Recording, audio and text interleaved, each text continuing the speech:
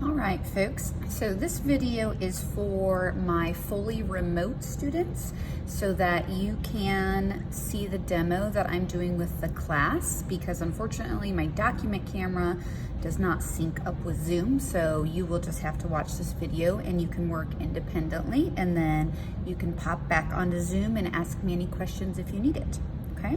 So the tools that we're going to be used for working with wire are these needle nose pliers. You'll notice that on the inside, they have a grip area and a smooth area, all right? When we're gonna be crimping, we really want to grab onto that grip area right there, okay? Another really important thing to see, and I'm gonna turn it over so you see that circle. The inside of that, that's where your wire cutters are. So whenever we need to cut, we'll make sure that we're cutting down in that lower area. All right, so the very first thing I want you to do is I want you to cut a piece of wire that is, about 2 inches. And let's go ahead and cut 2 pieces of 2-inch wire. So when I do that, I'm going to make sure it's in the middle, and I just kind of wiggle from side to side and it should fall right off. And I'm gonna do it one more time. I'm gonna wiggle from side to side and it should fall right off, okay? So now that we know how to cut using our pliers, I want you to practice making small little loops, okay? Whenever we need to connect 2 pieces of wire together, we're going to want to make little loops. So you really want to use just the tip of your pliers and just the tip of the wire, okay? And I'm going to use my thumb and I'm going to push and roll. Okay, push and roll.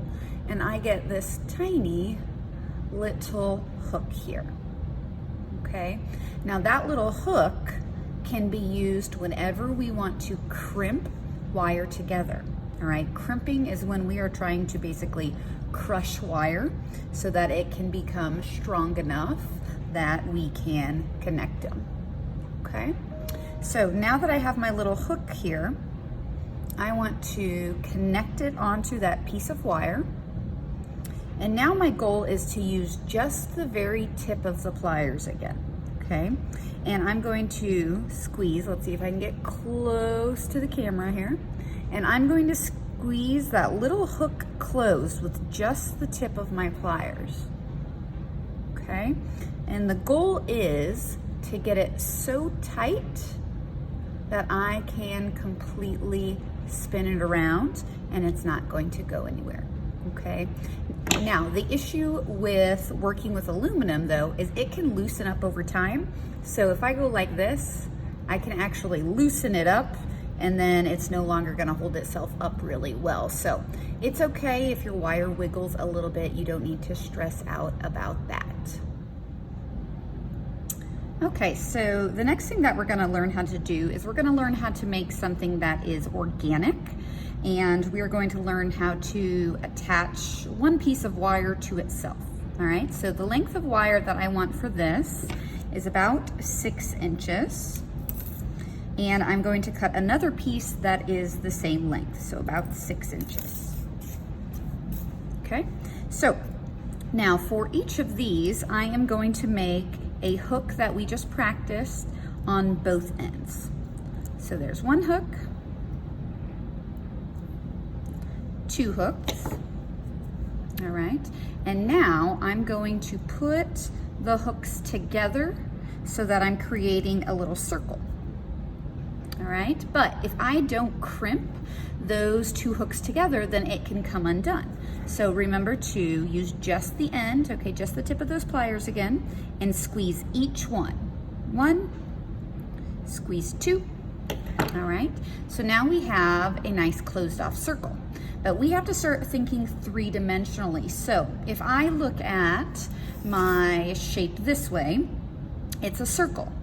But if I want to think of it as a form and I turn it this way, do I have a 3-dimensional form yet? No, I still just have a line when I look at it this way.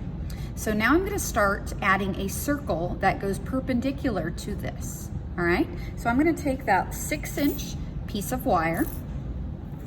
I am going to make a little hook, All right, and I'm gonna attach this hook anywhere I want on this circle. And just like we did with our last practice, we have to make sure that we can hook this, crimp it tight enough that it's not going to slide around. If it slides around, we're gonna have some problems, all right? So if I'm trying to make a circle here, I wanna make sure that I'm only going to create the bottom half of my circle. I'm not trying to make an egg, I'm trying to make a little sphere. All right, so I have half of it. This is where it gets a little complicated, so I'm gonna try to get really close to the camera here. So see how my wire is on the outside of it? I'm going to thread my wire through. All right, so see how I just went through the middle of it? And then I'm going to create a little loop around my wire, because that will allow me to crimp it tight enough that then it's not going to move around anywhere. All right, so let me squeeze this closed. It'll take a couple of times of crimping. You can't just crimp one direction when you're building 3D. You have to crimp it in multiple directions. Okay, so I have a nice tight loop there. Clearly my bottom one wasn't super tight, so I'm gonna go and fix that in a minute. All right, so let's attach the bottom. So just like we attached our wire here, I'm going to make a tiny little hook. And now I'm going to put that hook right next to it.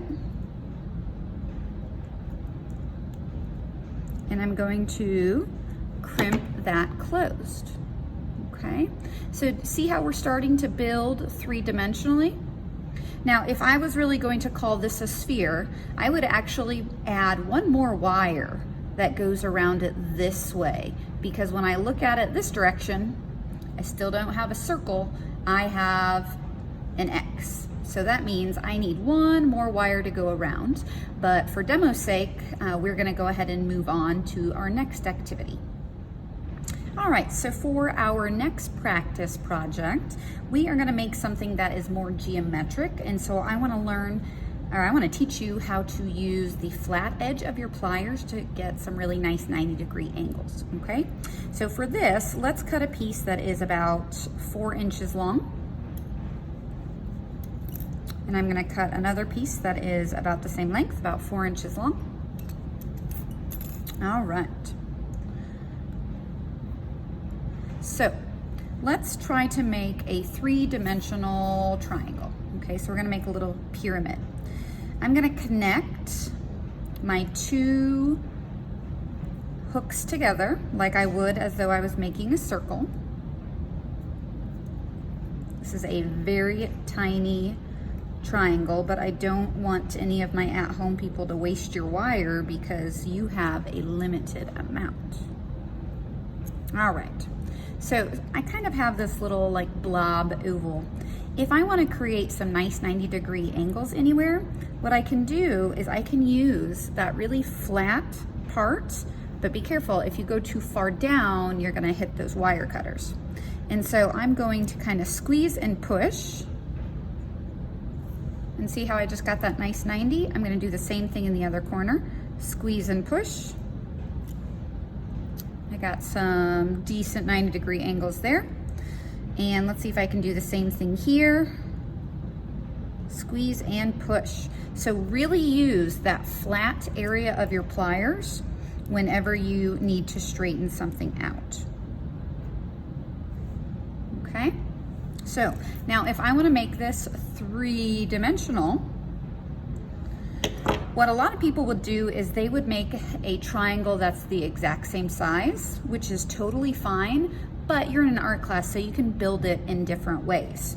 What I could do is I could create another little box that comes up. Let's say I want this to be a really, really long bottom rectangle. And then I can continue building from there. So let me get my hooks on. And I'm going to crimp that on there. And I make everything look a little bit faster, but this is my 12th year of teaching Intro to 3D. So if I don't make it look easy, then that's probably bad for me. All right, so I'm gonna make my nice little 90-degree angle there, make my nice little 90-degree angle there, and now I can bend and crimp. Okay, so that would allow me then to be able to build up from this side. Okay, so for this activity, I just really want you to practice creating some nice 90-degree angles. All right, after you are finished with this, that's all that you need to do for today. At some point, you will need to do the alternating assignment also, but I will talk to you about that on Zoom.